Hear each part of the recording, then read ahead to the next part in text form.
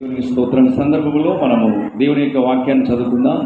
పరిశుద్ధ గ్రంథంలో నుండి 122వ కీర్తన, దావీదు కీర్తన చదువుకుందాం. 122వ కీర్తన చదువుకుందాం. అనుసరణ రీతిలో చదువుకుందాం. యెహోవా మందిరమునకు వెలుదమని జనులు నాతో అన్నప్పుడు నేను సంతోషించి తిని. యెరూషలేమా, మా పాదములు నీ గుమ్మములలో నిలుచున్నవి. యెరూషలేమా, బావుగా కట్టబడిన పట్టణం వలె నీవు కట్టబడి ఉన్నావు. యెరూషలేమా, బావుగా కట్టబడిన పట్టణం వలె నీవు కట్టబడి ఉన్నావు.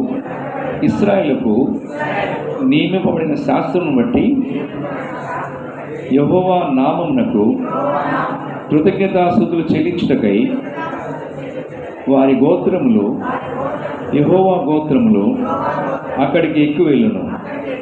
అచ్చట న్యాయం తీర్చుటకై సింహాసనములు, దావీదు వంశీయుల సింహాసనములు స్థాపింపబడి ఉన్నవి.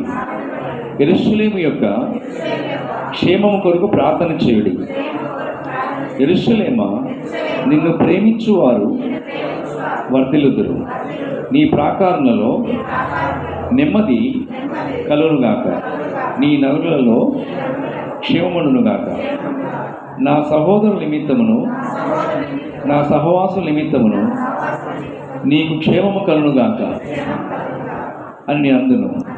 మన దేవుడైన యెహోవా మందిరం నిమిత్తము నీకు మేలు చేయ ప్రయత్నించదు.